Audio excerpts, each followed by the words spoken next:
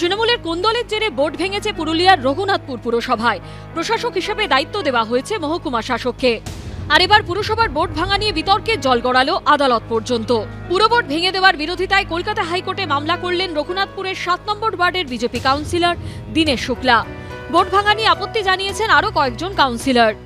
তৃণমূল দলের কাউন্সিলরদের কাটমানির ভাগাভাগির জন্য জনগণের দ্বারা নির্বাচিত বোর্ডকে ভেঙে ফেলে দেওয়া হলো। এটা গণতন্ত্রের উপর আঘাত করা হলো, ঠিক আছে। আর এটা রঘুনাথপুরবাসীর জনাদেশের অপমান করা হলো, রঘুনাথপুরবাসী পুরো জনাদেশকে অপমান করা হলো। 2022-এ রঘুনাথপুর পুরসভার বোর্ড গড়েছিল তৃণমূল কংগ্রেস।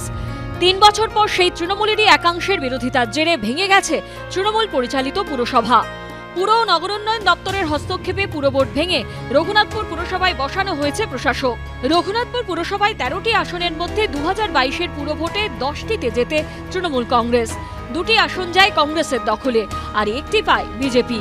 অভিযোগ, তৃণমূল নেতা ও রঘুনাথপুর পুরসভার চেয়ারম্যান তরুণী বাউরি পদের অপব্যবহার করে টেন্ডার দুর্নীতি, আর্থিক তছরূপ সহ একাধিক অনৈতিক কাজ করেছেন। সেই অভিযোগকে হাতিয়ার করে 24শে এপ্রিল পুরপ্রধান তরুণী বাউরির বিরুদ্ধে এক কংগ্রেস কাউন্সিলরকে সঙ্গে নিয়ে অনাস্থা প্রস্তাব আনেন তৃণমূলের 6 জন কাউন্সিলর।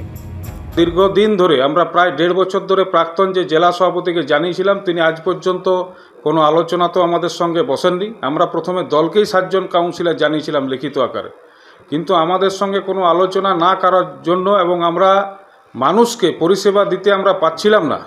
এইভাবে যেভাবে আমাদের সঙ্গে অসহযোগিতা করা হয়েছে পৌর প্রধানের পক্ষ থেকে এবং পৌরসভার পক্ষ থেকে, তাতে আমাদের আর কিচ্ছু করার ছিল না। সেই কারণেই আমরা আজ পৌর প্রধানের বিরুদ্ধে গত 24/4/2025-এ আমরা অনাস্থা প্রস্তাব এনেছিলাম। যদিও সদ্য অপসারিত পুরপ্রধান তরুণী বাউরি বিষয়টি নিয়ে কিছু বলতে চাননি। তিনি জানিয়েছেন, পুর ও নগরোন্নয়ন দপ্তরের নির্দেশ মেনে পুরো বোর্ড ভাঙা হয়েছে, তাই সেই সিদ্ধান্ত মেনে চলবেন তিনি। এদিকে বোর্ড ভাঙা নিয়ে দায়ের হওয়া মামলার শুনানি হবে 28শে মে বিচারপতি গৌরাঙ্গ কান্তর এজলাসে। হংসরাজ সিংহ ও সৌভিক মজুমদারের রিপোর্ট, এবিপি আনন্দ।